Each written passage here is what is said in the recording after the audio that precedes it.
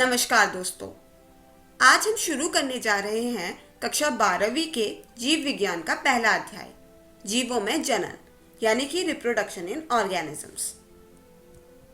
शुरू करने से पहले चलिए देखते हैं कि जीवों के जनन के इस वीडियो यानी कि भाग 1 में हम क्या पढ़ेंगे। यहाँ हम पढ़ेंगे जीवन अवधि, अलैंगिक जनन और लैंगिक जनन।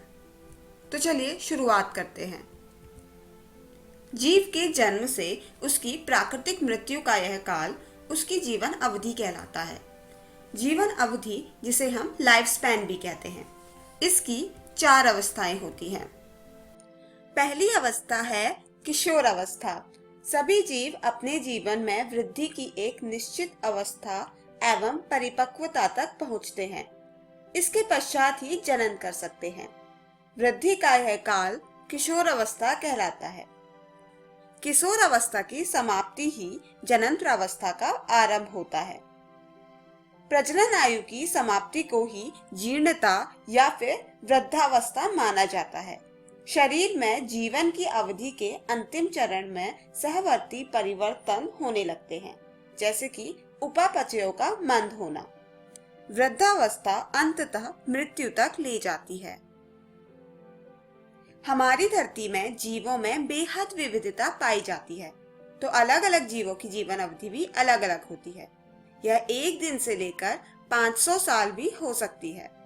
उदाहरण के लिए मेफ्लाई, जिसकी जीवन अवधि 1 दिन यानी कि 24 घंटे होती है, और एक तितली की जीवन अवधि 1 से 2 सप्ताह तक होती है। कछुआ 100 से 150 वर्षों तक जी सकता है।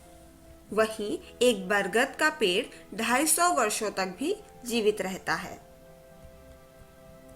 और तो और एक जैसे दिखने वाले 2 प्राणियों की जीवन अवधि कितनी भिन्न हो सकती है, इस बात का पता इस उदाहरण से चलता है। तोते और कौवों के आकार में कोई खास अंतर नहीं होता, फिर भी इनकी जीवन अवधि में बहुत अंतर होता है। तोता 140 वर्षों तक जी सकता है और कौवा सिर्फ 15 वर्षों तक ही जी सकता है। अब हम कुछ विभिन्न जीवों की जीवन अवधि जान लेते हैं। जैसे कि यह हाथी 60 सालों तक जी सकता है। वहीं मनुष्य की जीवन अवधि 80 साल हो सकती है और एक व्हेल 200 सालों तक जीवित रहती है और एक चूहा सिर्फ 2 सालों तक ही जीता है। अब आप ऑर्गन सिस्टम्स के बारे में तो जानते ही होंगे। सारे ऑर्गन सिस्टम्स जीवों को जीवित रखने में मदद करते हैं। जीव बढ़ते हैं, कुछ अवधि तक जीवित रहते हैं और फिर मृत्यु को प्राप्त हो जाते हैं। तो फिर सोचो, एक जीव कुछ लिमिटेड अवधि के लिए ही जीवित रहता है, तो वह क्या चीज है जो जीवों को लाखों सालों से इस धरती में बने रहने में मदद करती है?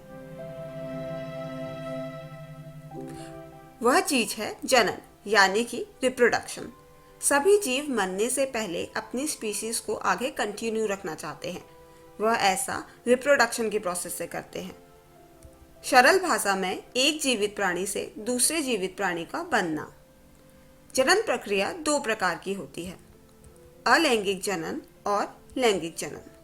अलैंगिक जनन जब संतति की उत्पत्ति युग्मक निर्माण की उपस्थिति अथवा अनुपस्थिति में बिना निषेचन के होती है। आप अलैंगिक जनन की इस परिभाषा को अपनी कॉपियों में नोट कर लीजिए। अलैंगिक जनन में युग्मक का निर्माण हो भी सकता है और नहीं भी, पर निषेचन नहीं होता है। इसमें सिर्फ एक जनक शामिल होता है। इस तरह के जनन से बनने वाली संतति एक दूसरे के एवं अपने जनकों के प्रतिलिपि होते हैं। ऐसे जीवों को क्लोन भी कहा जाता है। जैसा कि यहाँ पर दर्शाया गया है, बिना युग्मक के निर्माण के एक जीव 2 में विभाजित हो रहा है और फिर यह प्रक्रिया आगे बढ़ती चली जाती है, 2 से 4, 4 से 8 एंड सो ऑन। इसे विखंडन कहते हैं। अक्सर अमीबा या बैक्टीरिया में यह देखा जाता है। इस प्रक्रिया को और इसके प्रकारों को विस्तार से हम अगली वीडियो में पढ़ेंगे। अगला है लैंगिक जनन। जब 2 विपरीत लिंग वाले जनक जनन प्रक्रिया में भाग लेते हैं और जब नर और मादा युग्मकों में युग्मन होता है, उसे लैंगिक जनन कहते हैं। यह अधिकतर बहुकोशिकीय जीवों में पाया जाता है। उदाहरण के लिए पौधों में पराग नर पुष्प से मादा पुष्प तक कीटों की मदद से जाकर निषेचन की प्रक्रिया कर नया पौधा का निर्माण करता है। बाकी जीवों और मनुष्यों में भी विपरीत लिंगों वाले जनकों के युग्मकों के मिश्रण से लैंगिक जनन होता है, जिसमें जाइगोट का निर्माण होता है।